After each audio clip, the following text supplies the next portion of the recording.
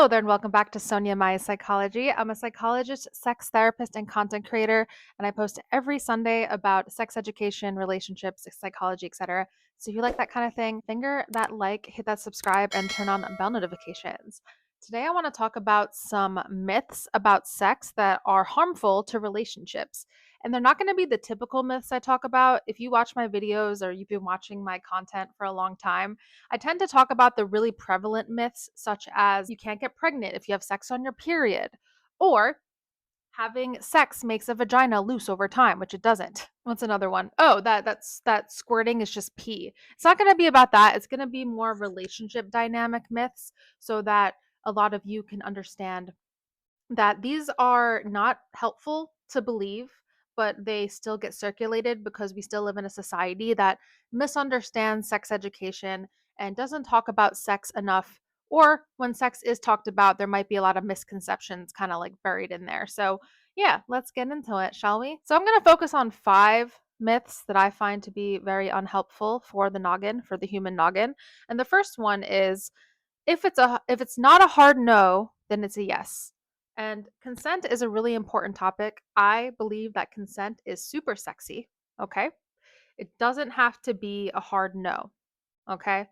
I think a lot to that consent is tea video, right? If you offer someone tea and they are like, "Oh, I'm not sure." You're not just going to shove tea in their face, okay? Ambivalence is not consent. So that's important to keep in mind. And a lot of the time, unfortunately, SA happens because of people misunderstanding this, and it needs to be discussed more in schools, in relationships, etc. So when people are first starting to have sex, they understand that if it's not an absolute yes, that's not consent. And like I've talked about so many times, one of the most important aspects of healthy sex is safety, getting to a point where you feel safe. So if everybody in the world understood if it's not a hard no, it's a yes, is a myth, then we would be in a lot better of a place.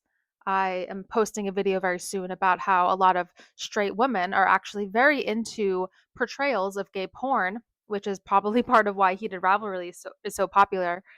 And it's a really great show. I absolutely love it. And I'm not a straight woman, I'm a bisexual woman. I loved it, but it's because of this aspect of watching gay people, man on man, woman on woman. There isn't that male gaze. It feels a lot more consensual in a lot of cases. Of course, every situation is different and has nuance, but there is this aspect of heterosexual men being more likely to not understand consent and create this safe space, which is part of why it can be so arousing for women to be attracted to man on man porn or woman on woman porn, even if they are not attracted to women. So that's something to keep in mind. Myth number 2: if you are in love with somebody, then sex should just come easily. It should just be easy to have sex if you love someone. No, that's not true. Love and eroticism and desire, they can be related, and it's great when they are, but that's not always the case, okay? So you can be madly in love with somebody and not have this crazy desire to be with them.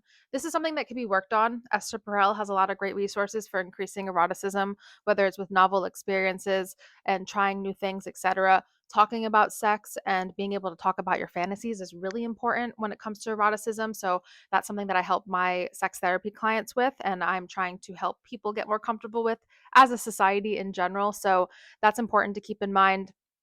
And also, there's this thing called the honeymoon phase. You've probably heard of it. It's typically about 6 months into a relationship. That is when the honeymoon phase typically starts to fizzle out. So, when you first start dating somebody, there's an extreme, explosive amount of hormones that happen, which is amazing, right? But unfortunately, the hormones that get released at the beginning of the relationship, they do not last throughout the entire relationship. So, I have heard it be described as phenolphthaleamine as a hormone that gets released from that newness hormone. So it's also a hormone that gets released when people are cheating, which is unethical. I'm sure people with ethically non-monogamous lifestyles are getting a lot of phenolphthaleamine in their lives, you know what I'm saying? Ethically. But that's a whole other topic for another video. But yeah, when you are with someone for a long time, there's still oxytocin and other great feel-good hormones, but they do tend to decrease, especially if you have kids. A lot of mothers get their oxytocin needs met from their child. So of course, you'll see a lot of dip in eroticism after people have kids. This is something that of course can be treated and with intention can be reversed and worked on, navigated more effectively, everything like that, but is important to keep in mind. And if you want to go see a couples therapist or a sex therapist, this is not a failure. this is actually really healthy. Oftentimes when you're having issues with other things in your life, you get help. You get an accountant for your taxes, and you may outsource for certain things. I've been trying to outsource for editing because it's not my strength. Okay, there's nothing wrong with that. Doing it for your sex life and for your relationship, it shows that you care for your relationship. And a lot of us are struggling. Okay, a lot of us struggle with that eroticism, so it's completely normal if that happens. But just understanding that it might happen helps you kind of get ahead of it, like a pothole's coming, so you can swerve around it. Number 3, jealousy means you're insecure. That is so not true. Jealousy, like many emotions, it tries to serve a function, not very helpful in the moment, okay? And just like other emotions, it can go up and then down, right? So a lot of people might not be open to open relationships or E&M type of lifestyles because of jealousy.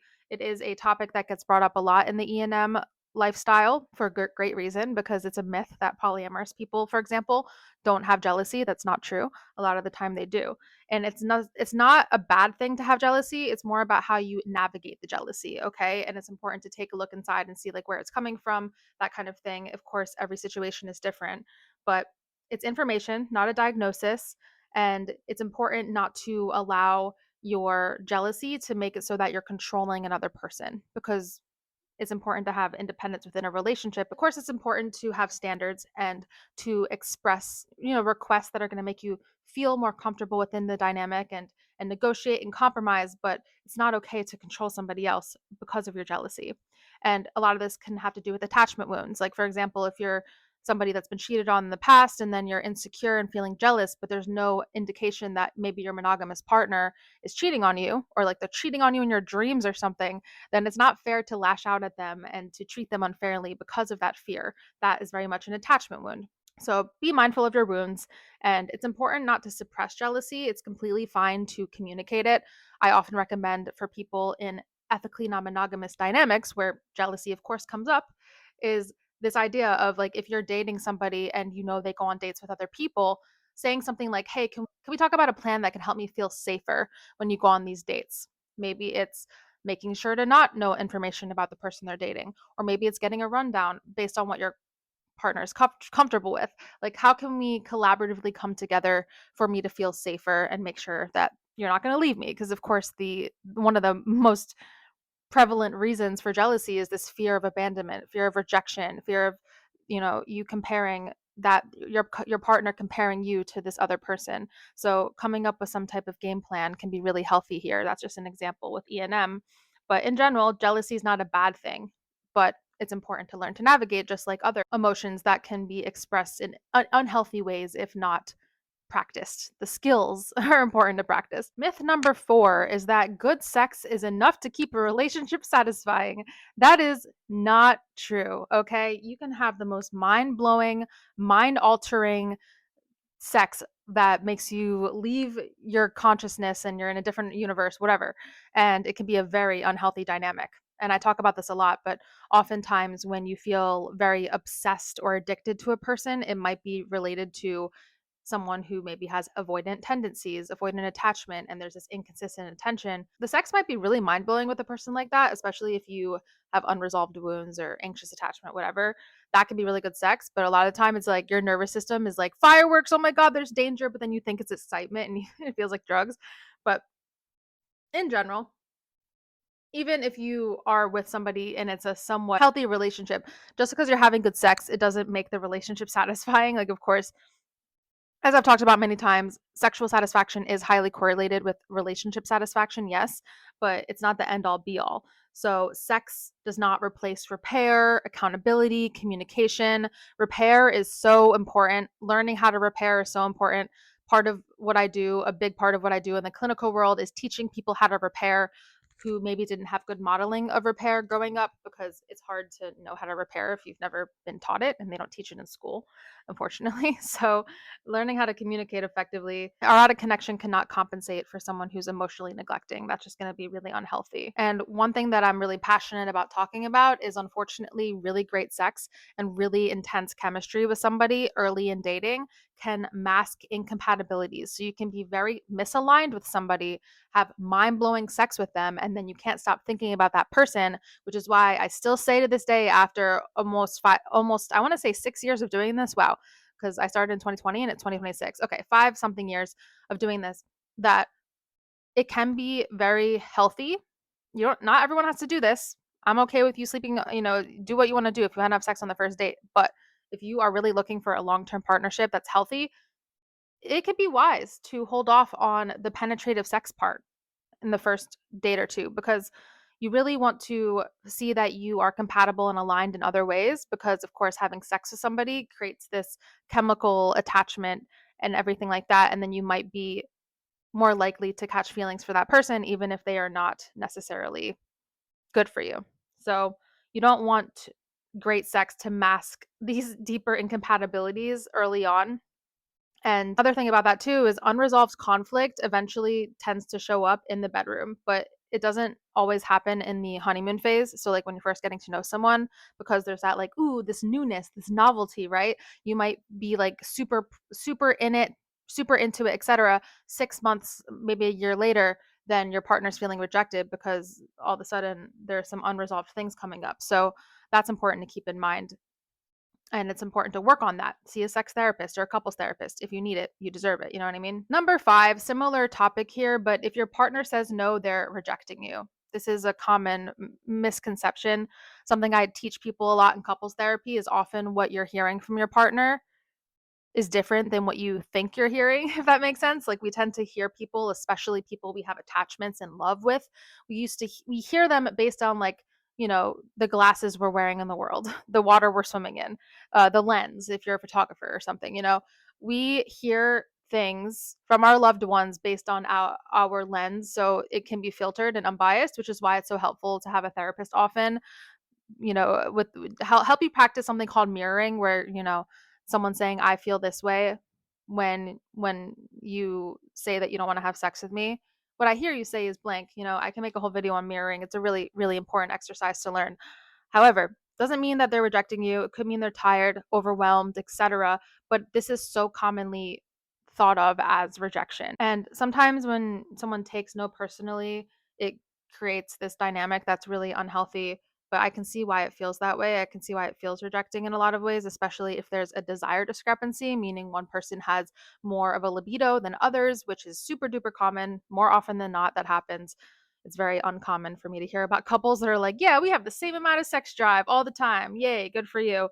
It's almost as rare as like simultaneous orgasm. It's just like really not a thing. Keep that in mind. A no is not always a rejection, but it is important to learn the tools to communicate this. One tool that I learned throughout my sexuality training was the red light, green light technique when it comes to initiating sex. So if you have code words like that, it could be really helpful, because sometimes there's something about no, no, not right now, I'm too tired, that people tend to take as a lot more rejecting. So if you have the traffic light terminology, and I've talked about this before, green light means yes, let's definitely have sex. Yellow light means maybe I'll be down for some intimacy, maybe we can cuddle, maybe we can do massages, but I don't really have the capacity for like full sexy time. And then red light is not right now. So that can be important to keep in mind. I also wanted to take a moment to end this video by reacting to some myths that you guys sent me on Instagram. I put this post up asking about the most crazy myths that you have learned about sex. So let's take a moment to respond to those right now.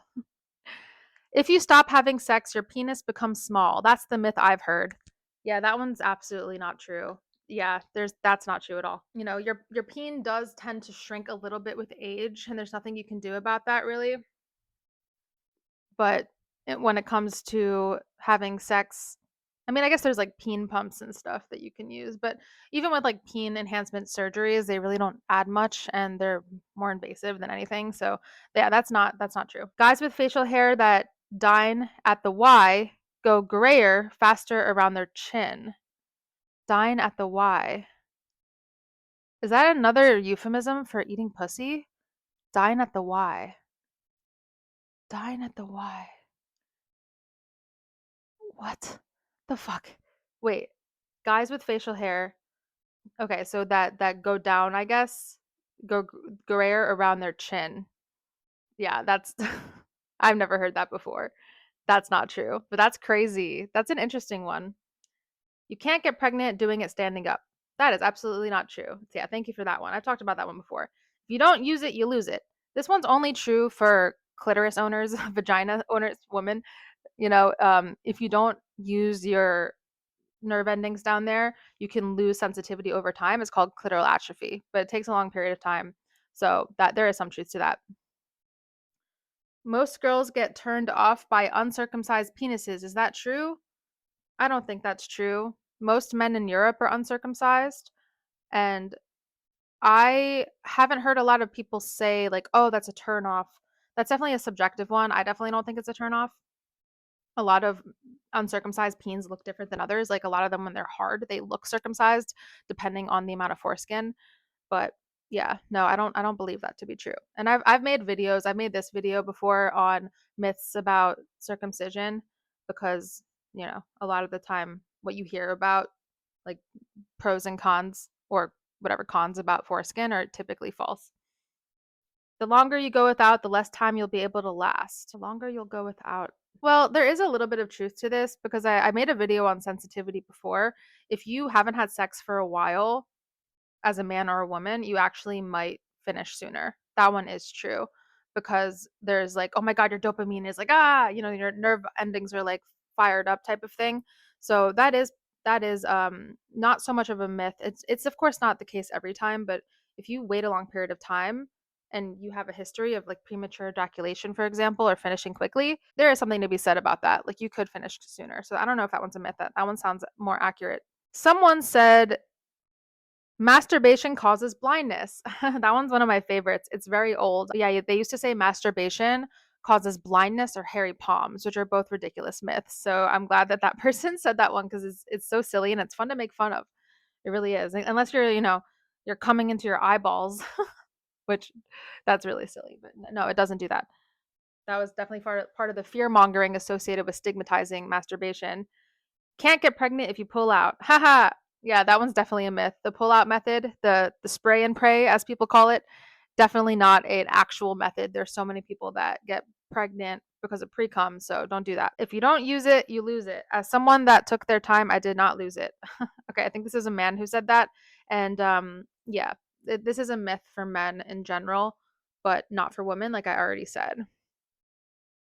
Certain positions or foods can guarantee a baby's gender. That's an interesting one. Yeah. I don't think there's any scientific evidence of that. It's definitely a 50-50 one. But yeah, thank you for those of you who did put some responses on there. It can be kind of entertaining to hear the misconceptions that have been circulated because a lot of them are really crazy. But yeah, I hope you learned something new. Make sure to hit that like, hit that subscribe, turn on bell notifications. I post every week for Sonya Maya Psychology, Ask the Clinician.